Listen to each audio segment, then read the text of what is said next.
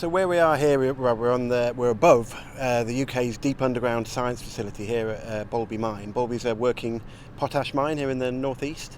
It's the deepest mine in Britain, and beneath our feet is this deep underground science laboratory, one of just a few in the world that laboratories that allow you to do science that you need to be deep underground for. Well, this project's all about carbon capture and storage, at least the storage end, the way of mitigating some of the emissions of CO2 to the atmosphere, greenhouse gases, of course. And what we're trying to do here is develop new ways to monitor CO2 when it's injected beneath the Earth's surface. The key thing is once we inject the CO2 deep, maybe 1 or 2 kilometres underground, we need to monitor it. And at the moment, the only way of monitoring it is to use an expensive seismic survey, run it once a year, second year, third year, and so on. You only have information when you shoot it. The technology we're using here has the potential for measuring it 24/7. Essentially, the signal is free as well.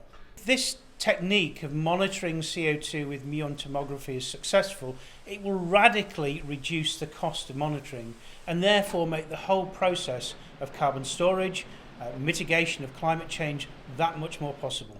It's an unusual but very enjoyable situation to actually be, first of all, from my perspective, taking my particle physics know-how and applying that to very much a sort of a topical and crucial question.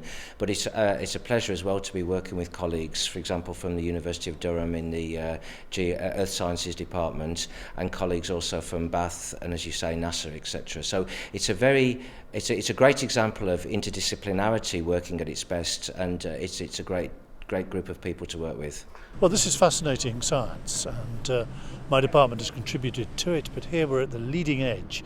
If we're going to deal with CO2, everybody wants to deal with CO2 emissions, we've got to find somewhere to store them.